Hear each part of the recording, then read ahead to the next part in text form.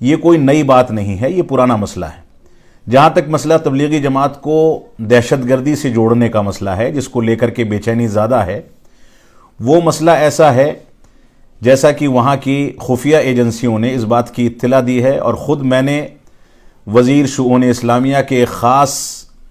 دوست سے اس بات پر گفتگو کی، آپ ان سے تفصیل سے گفتگو کر کے مجھ کو ان چیزوں کا جواب دیں، تو انہوں نے اس بات کی اطلاع دی، اور اس کے بعد اسی طریقے سے سعودی سفارت خانے دہلی سے بھی اس سلسلے میں رابطہ کیا گیا۔ تو ہم کو جو جوابات ملے اس کا خلاصہ یہ ہے کہ پابندی پرانی ہے، اور دہشت گردی سے متعلق جو بات کہی گئی ہے وہ دراصل ایک خاص واقعے کے تناظر میں ہے۔ سعودی عرب کے اندر کسی علاقے میں کچھ افراد ایسے پکڑے گئے جنہوں نے وہاں کی حکومت کے خلاف ویڈیوز جاری کیے، اور جب ان کے بارے میں تفتیش ہوئی اور ان کے بارے میں تحقیقات کی گئیں تو پتہ یہ چلا کہ ان کا تعلق تبلیغی جماعت سے ہے، اور بعض دہشت گرد تنظیموں کے ساتھ وہ تعاون کر رہے ہیں، جس کی بنیاد پر انہوں نے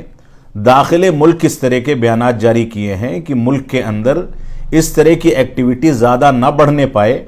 لہٰذا اس پر روک لگائی جائے اور اس پر سختی کی جائے اور بیداری پیدا کی جائے۔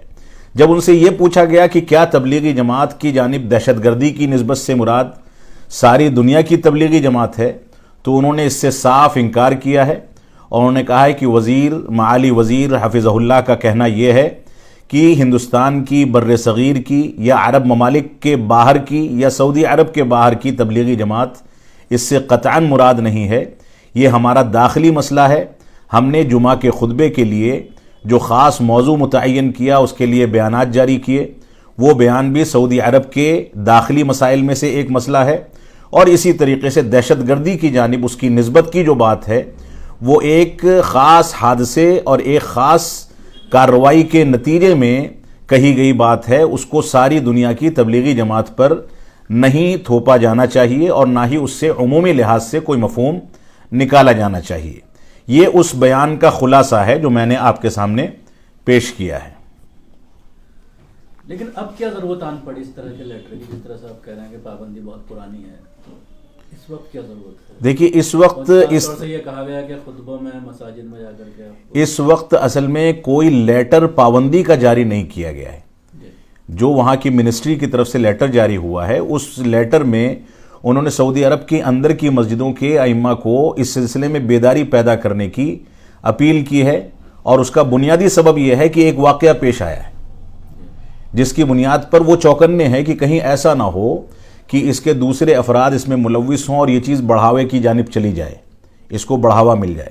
یہ ان کا مقصد ہے بیداری پیدا کرنے کا، ایک بات۔ دوسری بات، یہ بیداری اصل میں جہاں تک سمجھتا ہوں کہ سوشل میڈیا کی وجہ سے یہ زیادہ ہائی لائٹ ہو گئی ہے، ورنہ اس طرح کے لیٹر وہاں کی وزارت کی جانب سے اکثر جاری ہوتے رہتے ہیں، کبھی کسی جماعت کے بارے میں، کبھی کسی جماعت کے بارے میں۔ یہ ان کا اپنا داخلی مسئلہ ہے، اور وہ ائمہ کے لیے موضوعات متعین کرتے رہتے ہیں، اور باقاعدہ منسٹری سے لیٹر جاری ہوتے ہیں کہ آج کس موضوع پر گفتگو کی جانی چاہیے۔ یہ ان کا ایک ہینڈل ہے، اور اس ہینڈل کے ذریعے وہ پورے کے پورے اس سسٹم کو کنٹرول کر کے چلتے ہیں۔ تو اس وقت پابندی کی کوئی بات دوبارہ سے نہیں کہی گئی، صرف ایک بیداری پیدا کرنے کی بات ہے، اور اس کے پیچھے بھی چند واقعات ہیں جیسا کہ ان لوگوں نے خبر دی، اور ان واقعات کی بنیاد پر انہوں نے احتیاطی تدابیر کے طور پہ اس طرح کے قدم اٹھائے ہیں۔ لیکن جس طرح سے وہاں پر بیان دیا گیا تو اس کے بعد ہمارے ملک میں بھی کچھ جو RSS سنگھ سے جڑے ہوئے لیڈرز ہیں اس کی بنیاد پر یہ مانگ کر رہے ہیں کہ انڈیا میں بھی پابندی لگنی چاہیے۔ جی بالکل، یہ ایک رد عمل ہے کہ ہندوستان میں بھی اب کچھ ایسے لوگ ہیں جو اس پر پابندی کی باتیں کر رہے ہیں، اور یہ اس کا رد عمل ہے، یقینی رد عمل ہے۔ سعودی عرب کو اس سلسلے میں جو بیان جاری کیا ہے اس کو داخلی پیمانے پر یہ چیزیں کرنی چاہیے، اور اس کو بہت زیادہ ہائی لائٹ نہیں کیا جانا چاہیے کہ باہر کی دنیا میں بھی یہ چیز نکلے۔ لیکن مشکل یہ ہے آج کے دور میں، سوشل میڈیا کی سب سے بڑی مشکل یہ ہے کہ ٹویٹر ہینڈل پر کوئی چیز جاری کی گئی، وہ ایک خاص پیمانے کے لیے ہے، لیکن اس کو لے کر کے لوگ باہر ترجمے کر کے اور اس کے بعد پھیلایا جاتا ہے، اس میں 10 طرح کی باتیں ملائی جاتی ہیں اور باتیں پھیل جاتی ہیں۔ تو میں سمجھتا ہوں کہ ان کا مقصد یہ ہرگز نہیں ہے کہ اس کو مدعا بنا کر کے کسی دوسرے ملک میں مسلمانوں کے اوپر کوئی مشکل آئے، لیکن اس کے نتیجے میں اگر ایسا رد عمل پیدا ہو رہا ہے تو یہ بہرحال غلط ہے۔ اچھا، اب تک کچھ لوگ کہہ رہے تھے کہ جو الحباب نامی تنظیم افریقہ کی ہے اس پر پابندی لگی ہے، آپ کی بات سے پتہ چلا کہ جو تبلیغی جماعت اسی کے بارے میں اور اپنے ملک انہوں نے ایکٹیویٹی. نہیں دیکھیے، تبلیغی جماعت خاص کر کے پابندی کا مسئلہ نہیں ہے. جیسا کہ میں نے آج پریس ریلیز میں بھی اس بات کو کہا ہے، سعودی عرب کا نظام جو وہاں کی شرعی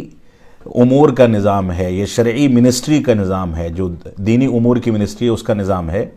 ان کا نظام یہ ہے کہ وہ ایک خاص خطے کے تحت کام کرتے ہیں،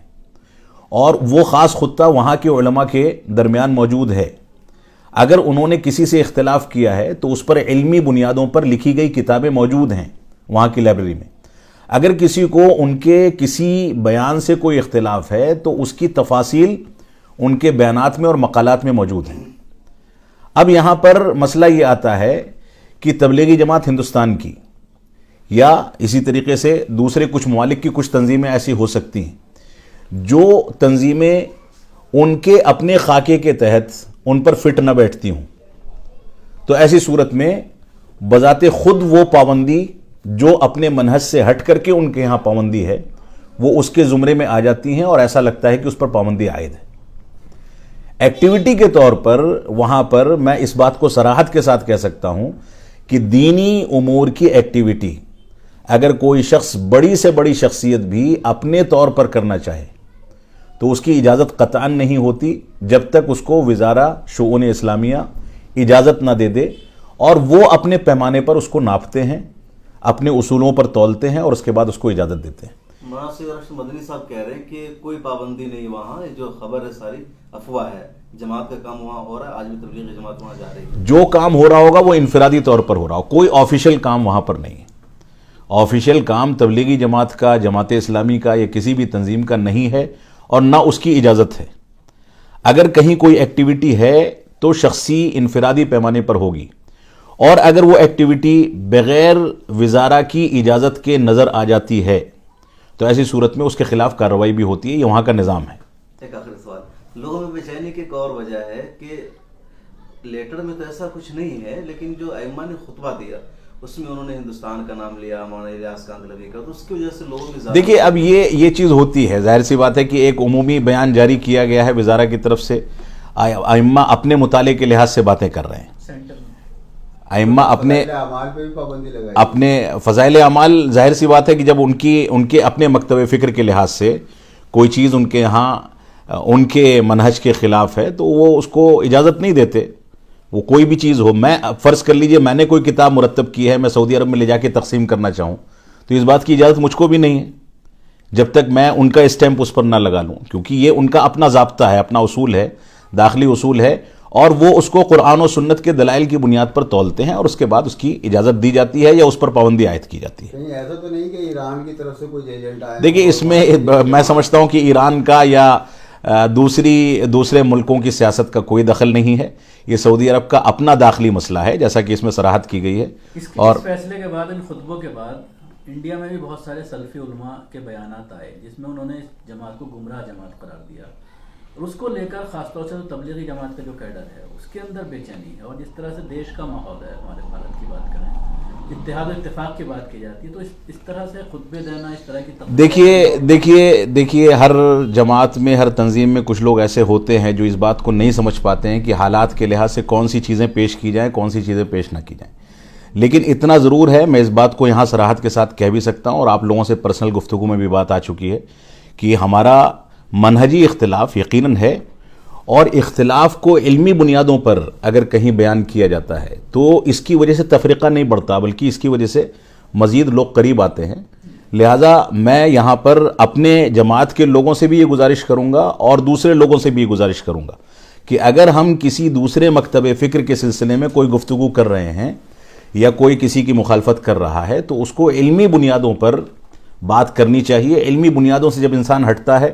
تو اس کی زبان پھسلتی ہے، غلط انداز کے الفاظ ہوتے ہیں، اتہامات تک نوبت آتی ہے اور اس کے بعد بے چینی بڑھتی ہے. صرف علمی بنیادوں پر اگر آدمی کہے کہ بھائی قرآن کا یہ فیصلہ ہے، حدیث کا یہ فیصلہ ہے، صحابہ کرام نے ایسا کہا، یہ ہمارا بنیادی منہج ہے، اس کی بنیاد پر اگر کسی نے عمل کیا تو ٹھیک ہے، اس کے خلاف کوئی گیا تو وہ غلط ہے، تو میں سمجھتا ہوں کہ مسائل بڑھتے نہیں ہیں بلکہ تھمتے ہیں. اس وجہ سے ہمیں بنیادی طور پہ علمی موقف اختیار کرنا چاہیے اور ہر شخص دوسرے مکتب فکر کا احترام کرے، یہ اسلام کا تقاضا ہے. میں اہل حدیث ہوں، لیکن بحیثیت اہل حدیث کے عالم کے مجھ کو دوسرے مکاتب فکر کا انسانی احترام باقی رکھنا چاہیے، اور ان سے اگر میرا کوئی اختلاف ہے تو وہ اختلاف دلائل کی بنیاد پر ہوتا ہے، اس میں کسی انداز کی غلط باتیں نہ آئیں، بدتمیزی نہ ہو، کسی انداز کی غلط زبان نہ استعمال کی جائے، ان چیزوں کا خیال ہر آدمی کو رکھنا چاہیے۔ مولانا، سعودی عرب کے تعلق سے ایک اور بات بہت زیادہ عوام میں بے چینی کا سبب بنی ہوئی ہے کہ وہاں اسلامی شاعر کے خلاف کام کیے جا رہے ہیں۔ سنیما گھر تو کھولے گئے، لیکن مدینہ منورہ اور مکہ مکرمہ میں بھی سنیما گھر کھولے گئے ہیں، شرابیں وہاں عام کر دی گئی ہے، اور جو اتنی فحاشی کی جتنی چیزیں ہوتی ہے وہ ساری چیزیں دیکھیے دو تین چیزیں میں اس سلسلے میں رکھوں گا۔ سعودی عرب کے اندر تبدیلی جو ہے یقیناً کہیں کہیں تشویش کا باعث ہے، اور کہیں کہیں پروپیگنڈے کا نتیجہ ہے۔ کچھ چیزیں ایسی ہیں جو نہیں ہیں لیکن پروپیگنڈا اس کے بارے میں کیا جاتا ہے اس کو بدنام کرنے کے لیے۔ ایک چیز یہ ہے کہ پروپیگنڈے سے ہم کو بچنا ہے، جو چیزیں ہیں فیکٹ ہے، تحقیق کرنے کے بعد یہ اندازہ ہوتا ہے کہ غلط ہو رہا ہے، وہ اپنی جگہ پر غلط ہے، لیکن جو چیزیں نہیں ہیں وہ اس جانب منسوب کر دی جائیں۔ مجھ کو یاد ہے 3 سال پہلے یہاں پر ایک بہت اہم ذمہ دار نے یہ بیان دیا کہ مکہ مدینہ میں حج و عمرے کے انتظامات ایک وہ اسرائیل کی حکومت کے حوالے کر دیے گئے۔ یہ غیر ذمہ دارانہ بیان ہے، جبکہ ایسا کچھ نہیں ہے۔ اب مسئلہ جہاں تک فلم فیسٹیول کا ہے، سنیما گھروں کا ہے، سنیما گھروں کے کھلنے کی بات یقیناً درست ہے، لیکن اس کا سینسرڈ بورڈ جو ہے وہ مختلف انداز کا ہے۔ ہم اس کو اس طرح کا سنیما نہ سمجھیں جیسا ہمارے ملک میں چل رہا ہے۔ اس میں تاریخی فلمیں دکھائی جا رہی ہیں، کوئی معلومات پر مبنی فلمیں ہیں، لیکن ایک ایسا دروازہ ہے جو فتنوں کا دروازہ ہے۔ اس کے کھلنے کے بعد ظاہر سی بات ہے بہت ساری چیزیں غلط بھی آئیں گی اور آ رہی ہوں گی، کیونکہ 2 سال سے میں وہاں کے سماج میں نہ جا سکا ہوں نہ دیکھ سکا ہوں۔ ایک بات تو یہ ہے۔ دوسری بات، وہاں فیسٹیولز ہو رہے ہیں، فلم فیسٹیولز وغیرہ،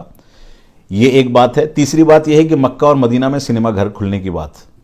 تو مکہ اور مدینہ کے بارے میں تو ہم نے تحقیق کی ہے، یہ بات غلط ہے۔ مکہ اور مدینہ میں کوئی سنیما گھر نہیں کھولا گیا ہے، اور ہم اللہ سے یہی دعا کریں گے کہ آئندہ اگر ایسا کوئی ارادہ ہے تو اللہ رب العالمین ان کو کامیاب نہ کرے۔ لیکن جو چیزیں حقیقت پر مبنی ہیں ان چیزوں کو حقیقت پر مبنی اور تحقیقات کے بعد ہی دیکھا جانا چاہیے۔ فلموں کا جہاں تک مسئلہ ہے، یہ کلچر ساری دنیا میں مسلمانوں کے ہر گھر میں بڑھا ہے۔ اب چھوٹے سے چھوٹا بچہ بھی ہمارے گھروں کے اندر وہی چیزیں دیکھ رہا ہے جن چیزوں پر ہم کو سعودی عرب کے بارے میں اعتراضات ہیں۔ یہ چیزیں ایسی ہیں جب معاشرے میں پنپتی ہیں تو ان کا اثر ہمارے بڑوں پر پڑتا ہے فطری طور سے۔ پبلک کے اندر اس چیز کا شوق بڑھتا ہے تو حکومتیں بھی اس جانب کچھ نہ کچھ توجہ دینا شروع کر دیتی ہیں۔ یہ مسائل اپنی جگہ پر ہیں، لیکن جو چیز غلط ہے وہ غلط ہے، اس کا دفاع نہیں کیا جانا چاہیے۔ لیکن اتنا میں ضرور کہوں گا کہ کچھ چیزیں ماضی میں ہمارے سامنے آئی تھیں اور ہم نے امبیسی میں ذمہ داران سے بات کی اور اس پر مثبت اقدامات کیے گئے۔ اس وجہ سے ایسی چیزوں پر واویلا کرنے کے بجائے ہمیں پہلے ایک بار اتمام حجت کے لیے جا کر کے ذمہ داران سے بات کرنی چاہیے۔ ملک کے جو بڑے مسلمان لیڈران ہیں جن کا تعلق وہاں کی حکومت سے ڈائریکٹ ہے، ان کو حکومت کو خط لکھنے چاہیے، وہاں جا کر کے بات کرنی چاہیے اور بات کر کے مسئلے کا حل نکالنے کی کوشش کرنی چاہیے۔ اس کے بعد اگر مسئلہ حل نہیں ہوتا ہے تو وہ بے چینی کی بات ہے، یقیناً بے چینی کی بات ہے۔ اور وہ ملک جہاں ہمارے حرمین ہیں، مکہ اور مدینہ کی سرزمین ہے، اس ملک میں ظاہر سی بات ہے مسلمان کسی بھی انداز کی خرابی کو جلدی برداشت نہیں کرتا ہے، اور یہ بے چینی ایک فطری بے چینی ہے، لیکن اس بے چینی کو تحقیق کے دائرے میں ہونا چاہیے۔ فضول قسم کے اتہامات کی روشنی میں اس کو نہیں دیکھا جانا چاہیے۔ سوشل میڈیا پر ایک اور خبر وائرل ہو رہی ہے کہ جو حسر اسود ہے اس کو ڈیجیٹلائز کیا جا رہا ہے اور لوگ جہاں بیٹھے ہیں وہیں سے اس کا بوسہ۔ دیکھیے اس طرح کی خبر ابھی میری نظر سے گزری ہے غالباً کل، لیکن اس کی کہاں تک حقیقت ہے میں سمجھتا ہوں کہ شرعی نقطہ نظر سے اس کا کوئی جواز تو نہیں ہے کہ آدمی اپنی جگہ سے بیٹھ کر کے اس کو بوسہ دے دے۔ اگر ایسا ہوا ہے آفیشیل کچھ تو غلط ہے، لیکن میں سمجھتا ہوں کہ ایسا نہیں ہوگا، کیونکہ شیخ عبد الرحمن سدیس حفظہ اللہ جو ہیں وہ وہاں کے بڑے علماء میں سے ہیں اور شرعی مسائل کو دقت کے ساتھ سمجھ سکتے ہیں۔ لیکن اس کے سلسلے میں کوئی دوسری ٹیکنک انہوں نے اختیار کی ہے کہ آدمی یہاں سے اس کا مشاہدہ صرف کر سکے اور اس کو قاعدے سے دیکھ سکے یا کچھ اس طرح کی چیز ہے تو الگ مسئلہ ہے۔ لیکن اگر اس کو شرعی نقطہ نظر سے جوڑا گیا ہے اور اس کو یہاں پر ڈیجیٹل طریقے سے دیکھ کر کے اس کو بوسہ دینے کی بات ہے تو اس کی گنجائش موجود نہیں ہے۔ ایک اور ویڈیو وائرل ہو رہی ہے سعودی عرب کے بارے میں کہ کوئی فلم فیسٹیول ہے، ایسا شو ہے جس میں سعودی عرب کے جھنڈے پر لا الہ الا اللہ محمد رسول اللہ لکھا ہوا ہے اور اس کی بے حرمتی کی جا رہی ہے کسی کی۔ دیکھیے اس طرح کے واقعات پہلے بھی آتے رہے ہیں، بلکہ ہم لوگ 2009 میں جامعہ اسلامیہ مدینہ سے فارغ ہوئے، اس سے پہلے بھی اس طرح کے واقعات آتے رہے۔ ہوتا کیا ہے، جھنڈا ہے ملک کا اور وہ عام آدمی کے ہاتھ میں ہوتا ہے، ایسے مواقع سے وہ اپنے ملک کی شان کو بتانے کے لیے اپنے ہاتھ میں جھنڈا لے کر کے چلتا ہے، جیسے ہم یہاں پر 15 اگست اور 26 جنوری کے موقع سے کرتے ہیں۔ اب اس پر انہوں نے کلمہ لکھا ہوا ہے، ایک عام آدمی اس بات کو نہیں سمجھتا کہ کلمے کی قدر و منزلت کیا ہے، اور وہ اپنے طور سے کچھ اس طرح کی حرکت کر جاتا ہے جس کی وجہ سے اس کی بے ادبی ہوتی ہے، تو اس کو بے ادبی کو وہاں کی حکومت سے، وہاں کے سماج سے جوڑ کر کے دیکھنا غلط ہے۔ ایک شخصی غلطی ہے،